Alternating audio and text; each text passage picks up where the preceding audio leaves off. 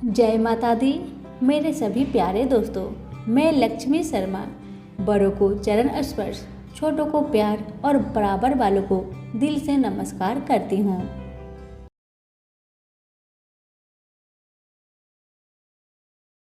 आज आप सुनेंगे श्रावण मास में नित्य सुनी जाने वाली तुलसी माता की चमत्कारी कथाएं। इनकी कथाओं को जो भी श्रावण मास में प्रत्येक दिन सुनेगा और अपने परिवार को सुनाएगा, उसकी सारी दुख तकलीफ समाप्त हो जाएगी।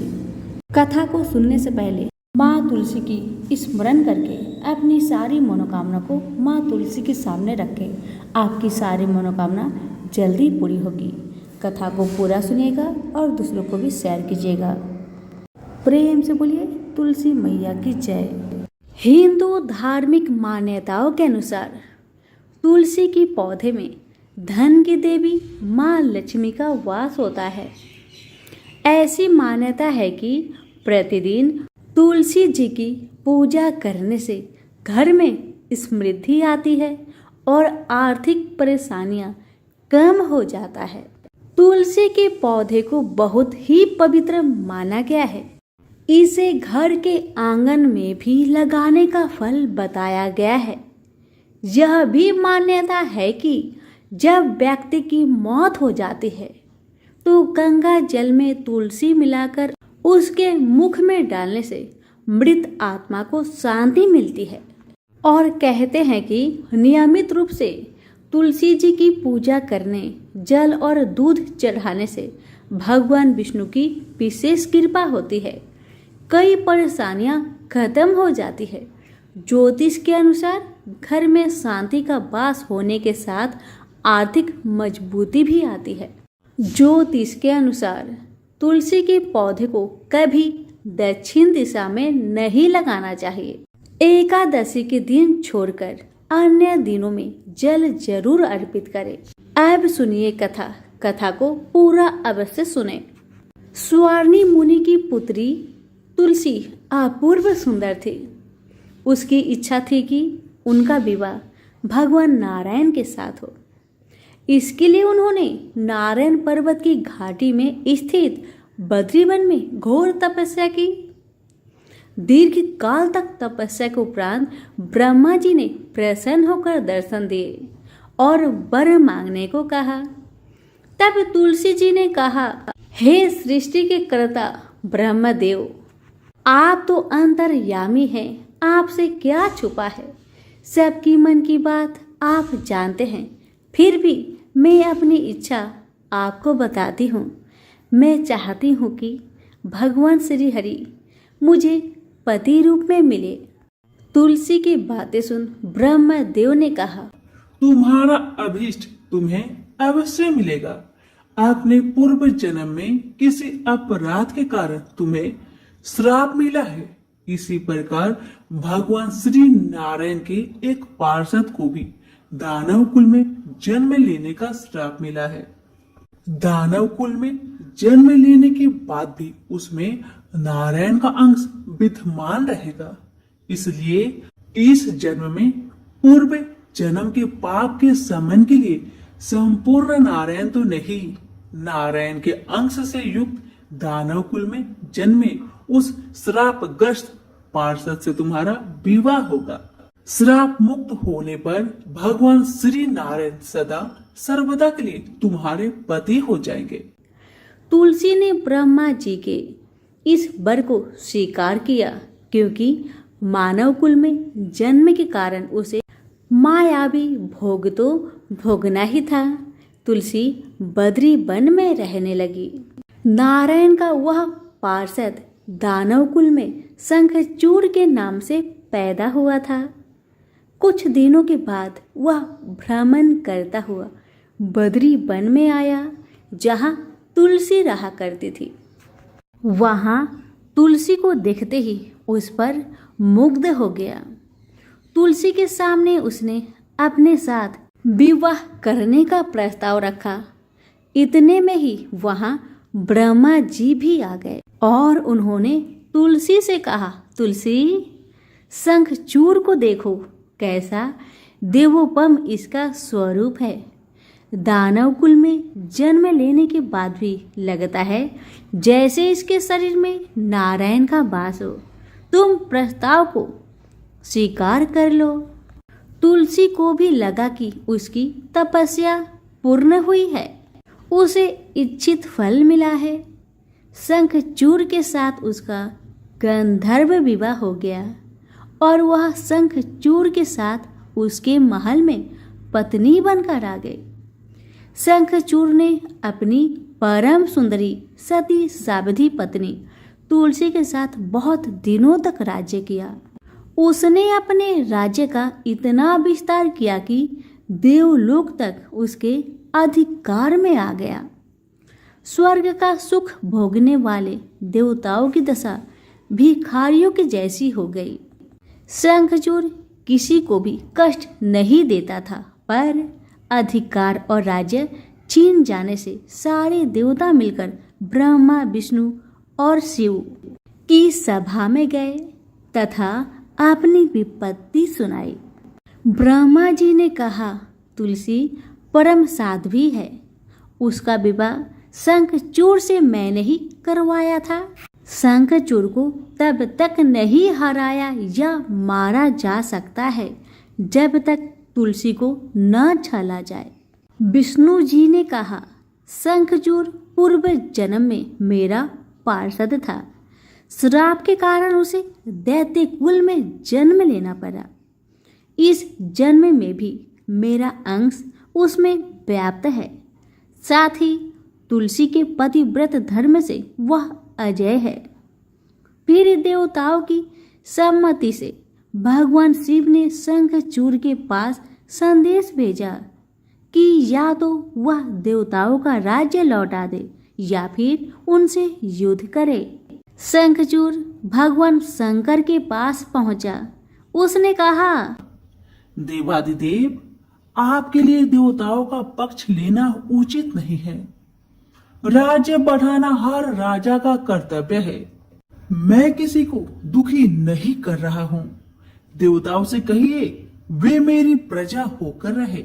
मैंने आपका भी कोई उपकार नहीं किया है और हमारा आपका युद्ध शोभा नहीं देता।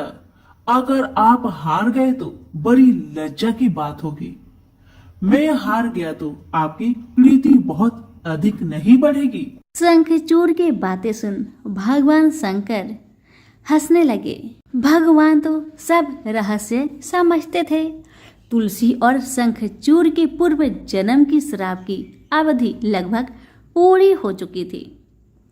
भगवान बोले, इसमें कृति और लज्जा की बात नहीं। तुम देवों के राज्य लौटाकर उन्हें उनके पद पर प्रतिष्ठित होने दो। युद्ध से बचने का यही एक उपाय है। शंखचूड़ ने कहा, मैंने युद्ध के बल से देवलोक जीता है। कोई उसे युद्ध के द्वारा ही वापस ले सकता है। यह मेरा अंतिम उत्तर है। मैं जा रहा हूँ। ऐसा कहकर शंखचूड़ चला गया। उसने अपनी पत्नी तुलसी को सारी बात बताई और कहा, कर्म भोग सब काल सूत्र में बंधा है। जीवन में हर्ष, शोक, भय, सुख, दुख, मंगल, अमंगल काल के अधीन है। हम तो केवल निमित्त है। संभव है भगवान शिव दोनों का पक्ष लेकर मुझसे युद्ध करे। तुम चिंता मत करना, तुम्हारी सती तेज मेरी रक्षा करेगी। दूसरे दिन भगवान शंकर ने नेतृत्व में देवताओं ने युद्ध छेड़ दिया। शंखचूड़ ने भीषण बाणों की वर्षा कर उनका वेग रोका। उसके प्रहार से देवता डगमगाने लगे। उसने दानवी शक्ति का प्रयोग कर मायावी युद्ध आरंभ किया। युद्ध स्थल पर दानव शंखचूड़ किसी को दिखाई नहीं देता था, पर उसका अस्त्र शस्त्र देवताओं पर प्रहार कर देवताओं को घायल कर रहा था। अब देवतागण अपना अस्त्र शस्त्र चलाए तो किस पर चलाए और कैसे चलाए, क्योंकि कोई शत्रु सामने था ही नहीं। कई दिनों तक इस तरह भयंकर युद्ध चला। शंखचूड़ पराजित नहीं हुआ। तब भगवान शिव ने विष्णु जी से कहा, विष्णु कुछ उपाय करिए, अन्यथा मेरा तो सारा यश मिट्टी में मिल जाएगा। तब श्री हरि विष्णु ने सोचे, बल से तो शंखचूर को हराया नहीं जा सकता, इसलिए छल का सहारा लेना होगा। उन्होंने तुरंत अपना स्वरूप शंखचूर जैसा बनाया और वस्त्र शस्त्र से सज्जित हो तुलसी के पास आए और बोले, प्रिय, मैं युद्ध में जीत गया। सारे देवता भगवान शंकर समेत हार गए। आओ, इस खुशी में आओ, मैं तुम्हें अंक से लगा लूं। पति को प्रत्यक्ष खरा देख तथा विजय का समाचार सुन वह दौड़कर मायावी शंखचूर के गले से लिपट गई। इस प्रकार पति पत्नी दोनों ने आलिंगन को खूब खुशी मनाई। पर पुरुष के साथ इस प्रकार का व्यवहार से उसका सती तेज नष्ट हो गया। उसका सती तेज जो शंखचूर की कवच के रूप में रक्षा कर रहा था, वह कवच नष्ट हो गया। शंखचूर शक्तिहीन हो गया। यह जानते ही भगवान शंकर ने अपने त्रिशूल से प्रहार किए। त्रिशूल के लगते ही शंखचूर जलकर भस्म हो गया। शंखचूर के मरने को जानकर विष्णु अपने असली स्वरूप में आ गए। सामने अपने पति शंखचूर के स्थान पर भगवान विष्णु को खड़ा देख तुलसी बहुत विस्मित हुई। उसको पता लग गया कि स्वयं नारायण ने उसके साथ छल किया है। क्रोध में आकर उसने श्राप दिया, एक सती स्त्री का अस्तित्व भंग करने के अपराध में तुम हृदयहीन पत्थर हो जाओ। विष्णु ने तुलसी के श्राप को सिरोधार्य कर कहा, देवी, तुम्हारा तथा शंखचूर के कल्याण के लिए मुझे ऐसा करना पड़ा। तुम दोनों को श्राप मुक्त करना था। तुम भी अब शरीर त्याग कर तुलसी बिरुआ के रूप में जन्म लोगी और मेरी पूजा तुलसी दल से होगी। मैं सालग्राम पत्थर बनूंगा। मेरे शीश पर तुम आदर से विराजमान होगी। तुम्हारे पति की हड्डियों के चूर्ण से शंख की उत्पत्ति होगी। उस शंख ध्वनि से देवताओं तथा मेरी पूजा आराधना होगी। जहाँ शंख ध्वनि होगी वहाँ मंगलमय में मैं विराजमान रहूंगा। तुमने पूर्व जन्म में बद्री वन में मुझे पाने के लिए बड़ी तपस्या की थी। अब अगले जन्म में मैं नारायण पर अस्तर के रूप में बद्रीनाथ वन में स्थापित हो जाऊंगा और मेरी पूजा अर्चना फल फूल से न होकर तुम्हारी तुलसी दल से होगी। मेरे शीश पर विराजमान होकर तुम मुझसे भी ऊंचा पद प्राप्त करोगी। प्रेम से बोले, तुलसी माता की जय हो, शालिग्राम जी की जय हो, विष्णु भगवान की जय हो। बहुत समय पहले की बात है। एक गांव में एक ननद भाभी रहा करती थी। ननद अभी कंवारी थी। उस परिवार में ननद, भाभी और भाई, इन तीनों के अलावा और कोई भी नहीं रहता था। भाभी तो कभी कोई पूजा पाठ करती ही नहीं थी और ननद हर रोज तुलसी माता की पूजा किया करती थी, उनकी बड़ी सेवा करती थी। बिना तुलसी पूजन के ननद कभी भोजन नहीं करती थी। ननद का पूजा पाठ देख के भाभी को बहुत क्रोध आता था। कभी कभी भाभी तो अपनी ननद से ऐसे भी कह देती थी कि जब तुम्हारा विवाह होगा ना तो मैं तुम्हें और बराती को तुलसी ही खाने दूंगी और दहेज में यही दूंगी। इसी तरह समय निकलने लगा, दिन बीतने लगी। अब तो ननद भी बड़ी हो गई थी। भाई ने अपने बहन के लिए एक अच्छा घर और बर ढूंढा। अब तो बहन की शादी पक्की हो गई। बहन की शादी वाले दिन भाभी ने क्या किया, बारातियों के सामने तुलसी का गमला फोड़कर रख दिया। लेकिन ननद की सच्ची भक्ति और श्रद्धा से तुलसी माता बहुत प्रसन्न थी। इसी कारण से तुलसी माता की कृपा से तुलसी का गमला स्वादिष्ट व्यंजन में बदल गया। ये चमत्कार देखकर भाभी बहुत आश्चर्यचकित हो गई, लेकिन फिर भी उसका आदत नहीं गया। उसने फिर क्या किया, अपने ननद को गहने के बदले में तुलसी की मंजरी पहना दी। लेकिन तुलसी माता की कृपा से वह मंजरी भी सोने के आभूषण में बदल गए। ये देखकर भी भाभी बहुत हैरान हुई, मगर फिर भी अपनी करतूत करनी ना बंद किया। उसने फिर वस्त्रों के स्थान पर तुलसी का जनेऊ रख दिया। लेकिन तुलसी माता की कृपा से वह तुलसी का जनेऊ रेशमी और सुंदर वस्त्र में बदल गया। ननद की भाभी बहुत पापिन थी, इसलिए तुलसी माता की महिमा को न जान सकी। भाई ने अपने बहन को बड़े प्यार और आदर के साथ विदा किया। बहन ससुराल में गई। ससुराल वाले उसके दहेज आदि के बारे में बहुत बड़ाई करने लगे। जब ये बात भाभी को मालूम हुई तो उसे बड़ा आश्चर्य हुआ और तुलसी जी की पूजा का महत्व उसको समझ में आ गया। भाभी की एक लड़की थी। अब भाभी सोचने लगी, क्यों ना मैं भी अपनी बेटी को तुलसी माता की पूजा करने को कहूँ। अब तो भाभी अपनी लड़की से कहने लगी कि तू भी तुलसी माता की सेवा कर, तुझे भी बुआ की तरह फल मिलेगा। पर लड़की अपनी माँ के जैसी ही थी, उसे तुलसी की सेवा में मन नहीं लगता था।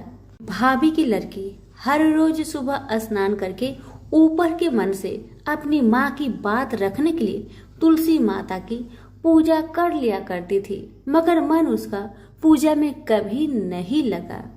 इसी तरह समय बीतते गया। इस बार भाभी ने खुद अच्छा घर और वर देखकर अपनी बेटी का विवाह तय किया।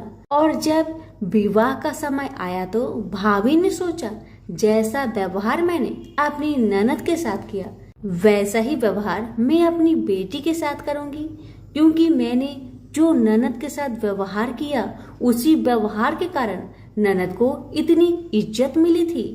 क्यों ना मैं भी अपनी लड़की के साथ वैसा ही व्यवहार करूं। अब जैसे ही बाराती वाले आए, भाभी ने तुलसी जी का गमला को फोड़कर बाराती के सामने रख दिया, परंतु इस बार मिट्टी मिट्टी ही रही। मंजरी व पत्ते भी अपने पूर्व रूप में ही रहे तथा जनेऊ भी जनेऊ ही रहा।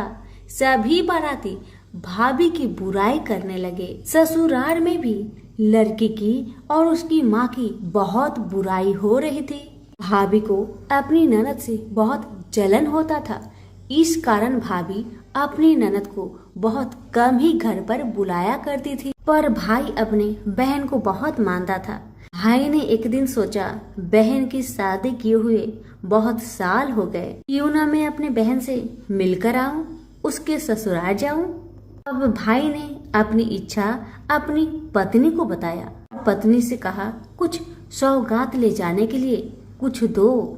बहन का घर जाऊंगा, खाली हाथ कैसे जाऊं, कुछ हो तो मुझे दो। भाभी ने क्या किया, गुस्से से जुआर एक थैले में भरकर कहा, लो इसी को लो और अपनी बहन के घर ले जाओ। मेरे पास और कुछ नहीं है, यही है, इसी को ले जाओ। बेचारा पति दुखी मन से चल दिया वही जुआर भरे थैले को लेकर, और मन ही मन में सोचते जा रहा था, भला कोई भाई अपने बहन के ससुराल में जुआर ले जाता है। यही सोचते सोचते भाई बहन के ससुराल की तरफ जा रहा था। उसने सोचा, ये जुआर बहन के ससुराल ले जाऊंगा तो लोग क्या कहेंगे, क्यों ना मैं इसे गाय को खिला दूं। भाई जब बहन के नगर के समीप पहुंचा और उसने एक गौशाला में गाय के सामने जुआर का थैला उलट दिया। जुआर को उलटता देखकर तब गौपालक ने कहा, ए भाई तुम ये क्या कर रहे हो, सोना मोती गाय के आगे क्यों डाल रहे हो। भाई ने जब नीचे देखा तो सचमुच हीरे मोती सोना चांदी जगमगा रहे थे। भाई ने तुलसी माता के चमत्कार को जान लिया और जोर जोर से तुलसी माता की जयकारा लगाने लगा और सारी कहानी उस गौपालक को बताया। सोना चांदी हीरा मोती थैले में भरकर बहुत प्रसन्न मन से अपने बहन के घर गया। बहन भाई को देखकर बहुत प्रसन्न हुई और अपनी भाई की बहुत आवभगत की। भाई ने अपनी बहन की सास ससुर से आज्ञा लेकर अपनी बहन को घर लेकर आया और रास्ते में सारी कहानी बताते आ रहा था कि कैसे भाभी ने ज्वार भरकर थैले में दिए थे और तुलसी माता की कृपा से कैसे ये ज्वार हीरे मोती सोने चांदी में बदल गए। भाई को तुलसी माता का महिमा पता चल गया था। अब भाई और बहन घर आकर अपनी भाभी को सारी कहानी बताते हैं और तुलसी माता की महत्व को समझाते हैं और पूजन करने का फल उसे भी बताते हैं। अब तो भाई और भाभी और उसकी बेटी तीनों जन मिलकर हर दिन तुलसी माता का पूजन किया करते थे और तुलसी माता भी उनके पूजन से प्रसन्न होकर उनके घर में अन्न धन के भंडार भर दिए और भाभी की बेटी को भी अच्छा घर और वर मिला। तो सभी मिलकर बोलिए तुलसी मैया की जय हो। कथा अच्छी लगे तो लाइक करके अभी शेयर करें। धन्यवाद। हर महीने में एक बुढ़िया माई तुलसी माता का पूजन और सींचन करती और साथ में कहती, हे तुलसी माता सत की दाता, मैं तेरा बिडला सींचती हूँ, मुझे बहू दे, पीताम्बर की धोती दे, मीठा मीठा घास दे, बैकुंठा में बास दे, चटक की चाल दे, पतक की मौत दे, चंदन का काठ दे, रानी सा राज दे, दाल भात का भोजन दे, 11 की मौत दे, श्री कृष्ण का कांधा दे। बूढ़ी माई की ये सभी बातें सुनकर तुलसी माता सूखने लगी। तो भगवान ने पूछा कि हे तुलसी, तुम क्यों सूख रही हो? भगवान की बातें सुन तुलसी माता कहने लगी कि एक बुढ़िया माई मेरे पास रोज आती है और वह पूजन करके यही बात कह जाती है। मैं सब बात को पूरा कर दूंगी, लेकिन भगवान कृष्ण का कंधा कहाँ से लाऊंगी? तो भगवान बोले, जब वो बुढ़िया मरेगी तो मैं अपने आप उसे कंधा देने आ जाऊंगा। तो बुढ़िया माई से कह देना। समय बीतता गया। जब बुढ़िया माई मर गई, सब लोग आ गए। जब माई को ले जाने लगे तो वह किसी से न उठी। तब भगवान एक 12 बरस के बालक का रूप धारण करके आए। बालक ने कहा, मैं कान में एक बात कहूंगा तो बुढ़िया माई उठ जाएगी। बालक ने कान में कहा, बुढ़िया माई मन की निकाल ले, पीताम्बर की धोती ले, मीठा मीठा घास ले, बैकुंठा बास ले, चटक की चाल ले, पटक की मौत ले, कृष्णा जी का कांधा ले। यह सुनकर बुढ़िया माई हल्की हो गई। भगवान ने कंधा दिया और बुढ़िया माई को मुक्ति मिल गई। हे तुलसी माता, जैसे बुढ़िया माई को मुक्ति दी वैसे सबको देना। प्रेम से बोलिए तुलसी मैया की जय हो। एक नगर में एक गरीब ब्राह्मण अपनी पत्नी के साथ रहता था। वह भिक्षा मांग मांग कर अपना जीवन गुजारता और भगवान की पूजा में लगा रहता था। वह उतने ही भिक्षा मांगता जिससे उसके और उसके परिवार का पेट भर सके। उस नगर का राजा बहुत धनवान था और ब्राह्मणों का आदर करने वाला था।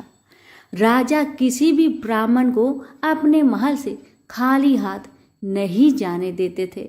दूर दूर से ब्राह्मण राजा के पास आते और मुंह मांगा दान लेकर आशीर्वाद देते हुए वापस चले जाते थे। एक दिन ब्राह्मण की पत्नी ने ब्राह्मण से कहा कि दूर दूर के ब्राह्मण राजा से मनचाहा दान लेकर चले आते हैं और तुम भी यहाँ रहकर राजा के पास नहीं जाते। जन्म भर में कंगाली का झक झेलू, आज तुम जाओ और राजा से कुछ मांग कर लाओ। ब्राह्मण ने पत्नी को समझाते हुए कहा, तू तो बावड़ी है, हमें धन की क्या जरूरत, हमें इतना तो मिल ही जाता है जिससे हम अपना पेट भर सके। और राजा का धन तो अच्छा नहीं होता, वो हमें नहीं लेना चाहिए। ब्राह्मण की पत्नी जिद पर अड़ गई और बोली, मैं तुम्हारी एक भी बात सुनने वाली नहीं। कब तक हम कंगाली में जीते रहेंगे? तुम तो रोज माला लेकर बैठ जाते हो। अपने बच्चे को क्या खिलाएंगे और क्या पहनाएंगे? जब बच्चे दूसरे बच्चों को पहनते, ओढ़ते और खाते पीते देखेंगे तो उनका भी मन ललचाएगा। अब तुम राजा के पास जाओ। राजा बहुत भला व्यक्ति है, वो हमें मुंह मांगा दान जरूर देंगे। मजबूर होकर ब्राह्मण राजा के महल की ओर चल पड़ा, पर राजा उस समय महल में नहीं था। ब्राह्मण को वापस लौटना पड़ा। दूसरे दिन ब्राह्मण की पत्नी ने ब्राह्मण को फिर से महल में भेजा, परंतु राजा फिर से महल में नहीं मिला। तीसरे दिन राजा महल में गया और उसने ब्राह्मण का स्वागत किया और उसे आसन पर बैठाया और साथ में ब्राह्मण देवता से 2 दिन न मिल पाने के लिए क्षमा भी मांगी। राजा ने कहा, मैं आपकी क्या सेवा कर सकता हूँ? ब्राह्मण ने कहा, जो मैं मांगू वो आप दे सकेंगे? राजा ने कहा, हाँ हाँ कहिए, मैं आपकी क्या सेवा कर सकता हूँ? ब्राह्मण ने निवेदन किया, महाराज मैं कुछ और नहीं चाहता, बस आप मुझे अपने पसीने की कमाई से 4 पैसे दान में दे दीजिए। ब्राह्मण की बात सुन राजा बहुत हैरान हो गए और मन ही मन सोचने लगे कि मेरे महल में कितने सारे धन पड़े हैं, पर मेरी मेहनत की एक कौड़ी भी नहीं है। राजा ने ब्राह्मण से कहा, आप मुझे 1 दिन का समय दे, मैं कल आपको आपका मुंह मांगा दान दूंगा। ब्राह्मण महल से अपने घर को खाली हाथ ही लौट आए। ब्राह्मण को खाली हाथ आता देख पत्नी बोली, क्या हुआ, राजा ने कुछ दिया नहीं? ब्राह्मण बोला, राजा ने कल देने के लिए कहा है। ब्राह्मण की पत्नी सोचने लगी, शायद इन्होंने बहुत सारा धन मांगा होगा और राजा को इसकी व्यवस्था करने में समय लग रहा होगा, इसलिए कल बुलाया है। दूसरी ओर राजा ने अपने राजसी कपड़े बदलकर फटे पुराने कपड़े पहने और मजदूर जैसा भेष बना लिया।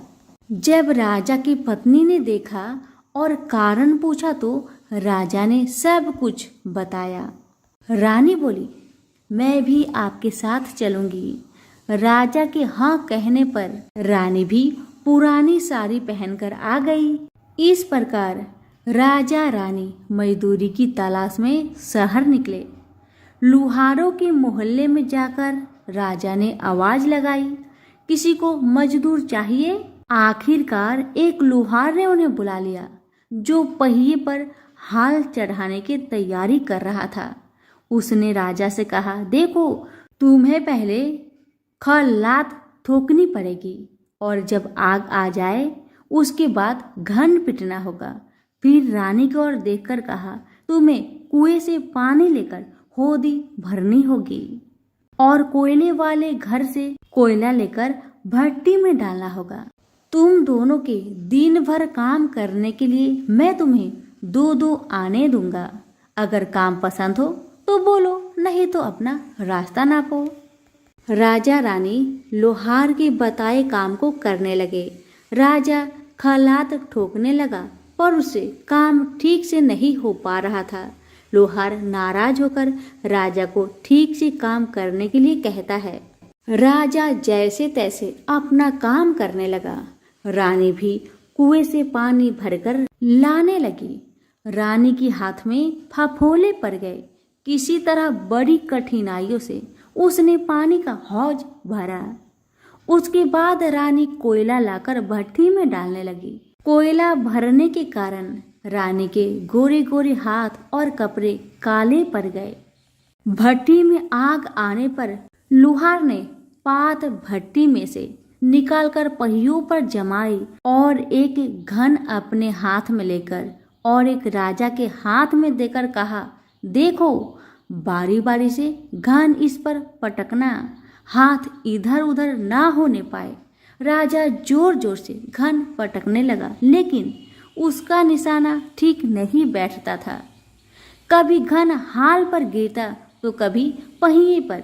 मजदूरों का ऐसा काम देखकर लुहारिन बरबराती हुई आई और लोहार से कहने लगी, तुमने कहाँ से यह नौसिखिए मजदूर काम पर लगाए हैं?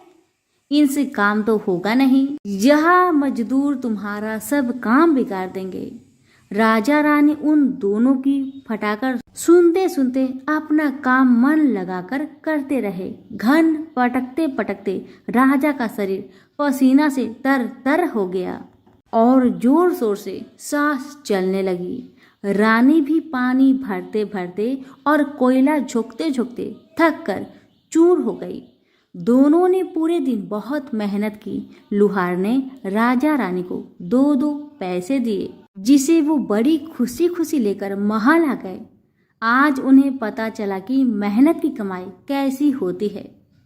राजा ने 4 पैसे अलग रख दिए और अगले दिन ब्राह्मण को बुलाकर उसे दे दिए। ब्राह्मण राजा को आशीर्वाद देकर घर लौटा और ब्राह्मणी से कहा, लो मैं राजा के यहाँ से दक्षिणा ले आया हूँ। ब्राह्मणी खुश होकर दौड़ती हुई आई, पर जब उसने 4 पैसे देखे तो वह ठिठक कर रह गई और उन्हें दूर फेंक दिया। वो जल भूनकर ब्राह्मण से बोली, तुम जैसे दरिद्र राजा के यहाँ भी जाकर कुछ नहीं मांगा, शर्म भी नहीं आती। इतना कहकर रूठ कर चली गई और बहुत देर तक बरबराती रही। ब्राह्मण ने उन 4 पैसों को उठाकर तुलसी के पास रख दिए और सोचा, जब ब्राह्मणी शांत हो जाएगी तो जरूरत पड़ने पर ये सिक्के को उठा लेगी। परंतु कई दिनों तक पैसे वहीं रखे रहे और फूल बेलपत्र ऊपर से गिर गिर कर मिट्टी में दब गए। ब्राह्मण और ब्राह्मणी दोनों ही उन सिक्कों के बारे में भूल गए। कुछ दिनों के बाद तुलसी जी के घर में 4 पौधे उगे। चारों पौधे बहुत सुंदर थे। यह देख ब्राह्मणी रोज उसमें पानी डाल देती। 4 महीने बाद वो पौधे बड़े हो गए और उनमें फूल लगने लगे। फूल सूखने पर इनसे मोती झरने लगी। ब्राह्मण और ब्राह्मणी ने कभी मोती नहीं देखे थे। वो समझे कि कोई बीज है। हर रोज कई कई फूल झरते और मोती पूरे तुलसी पर बिखर जाते। ब्राह्मणी उन मोतियों को समेट कर घर के एक कोने में डाल देती। इस तरह वहां मोतियों का ढेर लग गया था। एक दिन एक सब्जी वाली आई। ब्राह्मणी को सब्जी लेनी थी, पर उसके पास पैसे नहीं थे। उसने सब्जी वाली से कहा, क्या तुम इन चमकदार बीजों के बदले सब्जी दे सकती हो? सब्जी वाली ने देखा तो वो पहचान गई, अरे ये तो मोती है। उसने खुशी खुशी ब्राह्मणी को उन मोतियों के बदले उनकी मनपसंद सब्जी दे दी। अब से हर रोज ऐसा होने लगा। ब्राह्मणी और सब्जी वाली दोनों खुश थे। सब्जी वाली यह सोचकर खुश थी कि मुझे 1 पैसे की तरकारी के बदले हजारों का माल मिलता है, और ब्राह्मणी ये सोचकर खुश थी कि इस बीजों के बदले सब्जी मिल जाती है। इस प्रकार कई महीने बीत गए। उधर राजा के महल में कई राजहंस थे जो मोती चुगते थे। राजा का यह नियम था, जब राजहंस मोती चुग लेते थे उसके बाद ही राजा और उसका परिवार भोजन करता था। एक समय बाद राजा का सारा धन उन मोतियों और दान देने में खर्च हो गया। अब राजा को मोती खरीदने के पैसे तक नहीं बचे। यह खबर पूरे नगर में फैल गई। ब्राह्मण और ब्राह्मणी को जब यह पता चला तो उन्होंने यही विचार किया कि राजा बहुत दानी और नेक दिल है। उसने अपना सब कुछ दान कर दिया, यहाँ तक कि शायद उनके पास खाने को भी कुछ नहीं है। ऐसा हालत में हमें उन लोगों की सहायता करनी चाहिए। ब्राह्मण ने ब्राह्मणी से कहा, अगर तू कहे तो इसमें से कुछ बीज राजा को दे दूं। तू कहती है इससे सब्जी और खाने की चीज मिल जाते हैं। ब्राह्मणी ने कहा, हाँ, मैं रोज इसके बदले सौदा लिया करती हूँ। ऐसा कहकर ब्राह्मणी एक टोकरी बीज भर लाई। ब्राह्मण राजा के पास पहुंचा और उसे वो मोती दिए और राजा को सारी बात बताई। राजा उन मोतियों को देखकर चौंक गया। उसने मोती राजहंस को दिए। राजहंस उन्हें चुगने लगे। यह देख राजा ने ब्राह्मण से कहा, एक एक मोती सैकड़ों रुपए का है। सच बताए, आपके पास इतने मोती कहाँ से आए? ब्राह्मण बोला, महाराज, ऐसे बीज तो हमारे घर पर बहुत है। और राजा को पूरी बात बताई। राजा अपने मंत्रियों के साथ ब्राह्मण के घर पहुंचे और उन चारों पेड़ों को देखा। पूछताछ में उन सिक्के वाली बात सामने आ गई। जब पेड़ों को देखा तो उनकी जड़ के पास वही सिक्के चिपके हुए थे। आज ब्राह्मण और ब्राह्मणी को मालूम हुआ कि उनके पास लाखों करोड़ों की दौलत है, जिसे वो साधारण बीज समझते थे। ब्राह्मण ने सोचा कि मेरे लिए यह धन किस काम का। ऐसा सोच ब्राह्मण ने सारे मोती राजा को दान में दे दिए। राजा की आंखें भी खुल गई। मेहनत के धन की कीमत उन्हें मालूम पड़ गई। उस दिन राजा ने प्रण कर लिया कि मैं खजाने के पैसे से एक भी पैसा अपने खर्च में नहीं लगाऊंगा। अपना खर्च मेहनत करके चलाऊंगा। खजाने और ब्राह्मण के दान से राजा ने जनता का हित में कई धर्म कर्म के काम शुरू कर दिए। हे तुलसी माता, जैसे आपने ब्राह्मण परिवार पे अपनी कृपा बरसाई, वैसे ही आपकी कथा कहने वाले, सुनने वाले, हुक्कारे भरने वालों पर अपनी कृपा सदा बनाए रखे। तो प्रेम से बोलिए, तुलसी मैया की जय हो। पुराणों में बताया गया है कि एक बार भगवान गणेश गंगा नदी के किनारे तपस्या कर रहे थे। इसी कालवधि में धर्मात्मज की कन्या तुलसी विवाह की इच्छा लेकर तीर्थ यात्रा पर निकली। देवी तुलसी सभी तीर्थ स्थल का भ्रमण करते हुए गंगा के तट पर पहुंची। गंगा तट पर देवी तुलसी ने देखा कि युवा गणेश जी तपस्या में लीन थे। शास्त्रों के अनुसार तपस्या में विलीन गणेश जी रत्न जटित सिंहासन पर विराजमान थे। उनके समस्त अंगों पर चंदन लगा हुआ था। उनके गले में परिजात पुष्प के साथ स्वर्ण मणि रत्नों के अनेक हार पड़े थे। उनकी कमर में अत्यंत कोमल रेशम का पीतांबर लिपटा हुआ था। तुलसी श्री गणेश के इस सुंदर स्वरूप पर मोहित हो गई। उसके मन में गणेश से विवाह करने की इच्छा जागृत हुई। तुलसी ने विवाह की इच्छा से उनका ध्यान भंग किया। तब भगवान श्री गणेश ने तुलसी द्वारा तब भंग करने को अशुभ बताया और तुलसी की मनसा जानकर स्वयं को ब्रह्मचारी बताकर उसके विवाह प्रस्ताव को नकार दिए। विवाह प्रस्ताव ठुकराने पर तुलसी ने नाराज होकर गणेश जी को श्राप दिया कि उनके एक नहीं बल्कि 2 विवाह होंगी। इस पर श्री गणेश ने भी तुलसी को श्राप दे दिया कि तुम्हारा विवाह एक असुर से होगा। एक राक्षस की पत्नी होने का श्राप सुनकर तुलसी ने गणेश जी से माफी मांगी। तब गणेश जी ने तुलसी से कहा कि तुम्हारा विवाह शंखचूड़ राक्षस से होगा, किंतु फिर तुम भगवान विष्णु और श्री कृष्ण को प्रिय होने के साथ ही कलयुग में जगत के लिए जीवन और मोक्ष देने वाली होगी। पर मेरी पूजा में तुलसी चढ़ाना शुभ नहीं माना जाएगा। तब से ही भगवान श्री गणेश जी को पूजा में तुलसी चढ़ाना वर्जित माना गया है। प्रेम से बोलिए, गणेश जी की जय, तुलसी जी की जय। अन्य कथा के अनुसार हनुमान जी के बारे में ऐसी मान्यता है कि वह भगवान राम के इतने परम भक्त थे कि वह उन्हें अपना माता और पिता मानते थे। हनुमान जी को जब भी कोई चिंता या परेशानी होती तो वह इस बारे में सबसे पहले अपने प्रभु श्री राम और माता सीता को बताया करते थे। एक बार ऐसा हुआ कि वाल्मीकि ऋषि के आश्रम में माता सीता अपने हाथों से भोजन पका रही थी। पवन सुत आए और बोले, हे माता, मुझे बहुत जोर से भूख लग रही है, भोजन दे। सीता जी ने अपने हाथ का बना गर्मा गर्म खाना हनुमान जी को दे दिया। हनुमान जी सारा भोजन चट कर गए और फिर भी उनकी भूख नहीं मिटी। यहाँ तक कि धीरे धीरे भंडार गृह खाली होने लगे।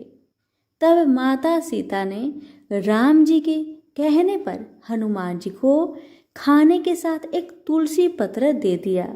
तुलसी पत्र को खाते ही हनुमान जी का पेट भर गया और उनकी भूख शांत हो गई। तभी से हनुमान जी के भोग में तुलसी दल को शामिल करने की परंपरा चली आ रही है। प्रेम से बोलिए, पवन पुत्र हनुमान की जय, तुलसी मैया की जय।